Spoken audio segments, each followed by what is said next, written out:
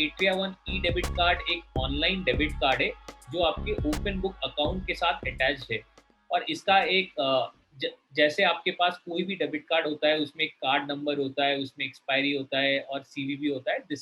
ये कार्ड में भी सारे के सारे सुविधा है। आप इसमें क्लिक कर सकते हैं, आपको दिख रहा होगा, आपके कार्ड नंबर्स यहाँ पे दिख रहे होंगे। You can utilize those card numbers. आप ऑनलाइन कहीं पे भी कोई भी आप सामान खरीदना चाहते हैं, जैसे अमेजोन से, फ्लिपकार्ट से, या आपके बिजनेस रिलेटेड कोई भी बिल पेमेंट करना चाहते हैं, you can utilize this card details and you can make all those payments. आप जैसे ही वो पेमेंट्स करेंगे, आपको यहाँ पे उसके सारे ट्रांजैक्शन डिटेल्स दिखने लग जाएंगे, कब हुआ था, कहाँ हुआ था, कितना अमाउंट का हुआ था, वो सारे दिखने लग जाएंगे। और वो पैसा ओपन बुक अकाउंट से कटना शुरू हो जाएगा जैसे ही आप ट्रांजैक्शन करते हैं। तो ये आपका, और ये इंस्टेंटली आप एक्टिवेट कर सकते हैं।